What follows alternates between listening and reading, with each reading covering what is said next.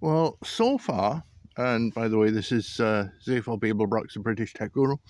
I trimmed the excess off that mount, whichever way around it was. I think this came off here, maybe. Trimmed the excess off. So now, there is the cesium, and there is the photo sensor. It is now about the same length. Now I won't put this bit together right now. I will put this bit together like this. I'll put that there like that, and I think, which way did this go?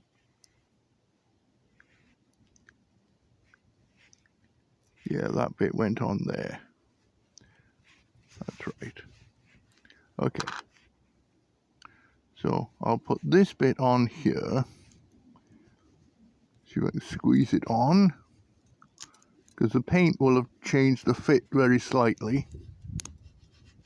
So I put black paint on the, I put black paint on the, oop, getting crunching noises. There we go.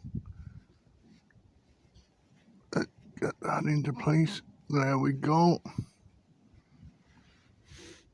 I put black paint on the outside and the inside, and then I painted the inside white to reflect more of the light from this.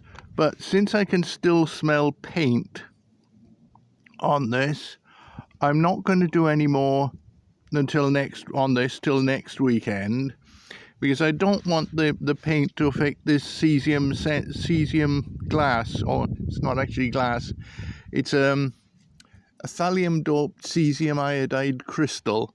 I don't want it to affect that. I don't know what's in the paint, and I don't want it to affect the crystal.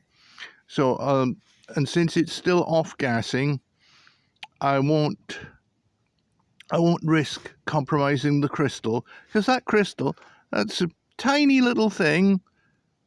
That was $20.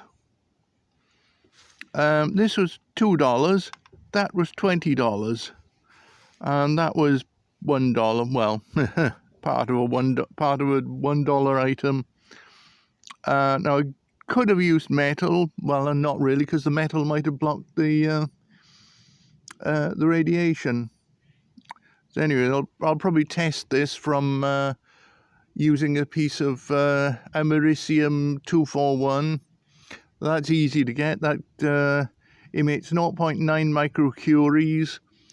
And there's a piece of americium 241 in every single smoke detector. So that's what I'll use for testing when I've got this completed. So that's where we are right now. And I'll see you again in the next video.